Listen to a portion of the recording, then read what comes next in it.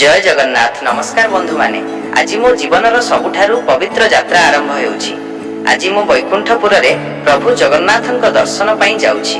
एही पथ साधारण पथ नुहे, ଏହା ହେଉଛି ଭକ୍ତି, ଆସ୍ଥା ଏବଂ ବିଶ୍ୱାସର ପଥ। ପ୍ରତ୍ୟେକ ପାଦକ୍ଷେପ ସହ ମନ ଶାନ୍ତ ହୋଇଯାଉଛି। ସାମ୍ନାରେ ଯାହା ଦେଖୁଛି ତାହା ସ୍ୱର୍ଗ ସମାନ। ବୈକୁଣ୍ଠପୁର, ଯେଉଁଠି ପ୍ରତିଟି ସକାଳ ସଦା ଆଲୋକମୟ। ପ୍ରତ୍ୟେକ ନିଶ୍ୱାସରେ ଭକ୍ତି ଅନୁଭବ ହେଉଛି। ମନ ଆପେ ଆପେ ପ୍ରଭୁଙ୍କ ପାଖକୁ ଟାଣି ହୋଇଯାଉଛି। ହାତ ଯୋଡ଼ି ନୟନ ନତ କରି ପ୍ରଭୁଙ୍କ ଦର୍ଶନ ପାଇଁ ମୁଁ ପ୍ରବେଶ କରୁଛି।